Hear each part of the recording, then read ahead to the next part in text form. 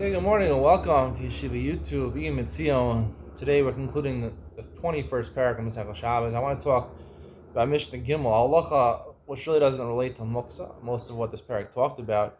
The Mishnah Gimel ends off Sfogi Mishal or Beis Achiza Mekanchbo Mladim Mekanchbo Benkel Bechin Nital Shabbos Vena Makabel Tuma. A sponge. Now we don't know what we're talking about. A sponge that you use to clean yourself in the shower. We're talking about a sponge that you use to clean dishes. I think most people assume easy to clean dishes.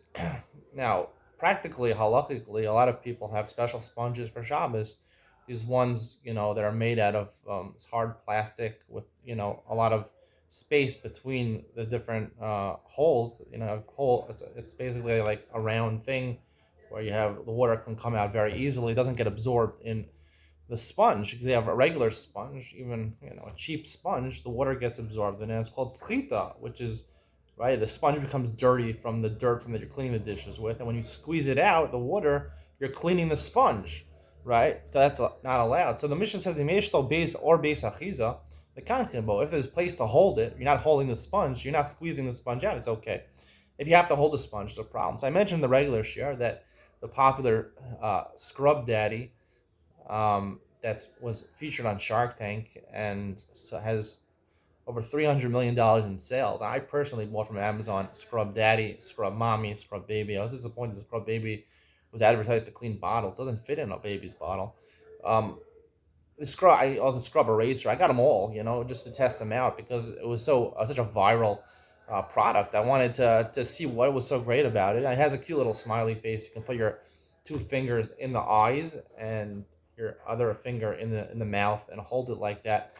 And I think that would classify as Orbeis Achiza because technically you're not the one squeezing it out. It's just the pressure from your hand maybe when you wash it, and when your hand is gripping the entire sponge, so it really does a good job of cleaning out the sponge. If you just hold it through the eyes and you just rub, it's a stronger type of rub, but it doesn't squeeze it out as much. I think that would be okay also. Certainly, if you have think about it in the bath where you have a loofah sponge or something like that, if there's usually a string attached to the loofah sponge. So again, if you had a really dirty body, right? If the dirt is not recognizable, then I don't think it's called slita. But if you have a really dirty body, had some mud on yourself, and you want to take a shower on Shabbos, because maybe taking a shower could be okay on Shabbos in certain circumstances. A cold shower for sure is okay. So loofah sponge, you want to use that.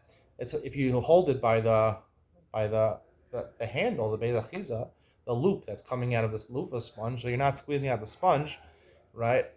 At least in a hard way to completely clean it, so that's okay.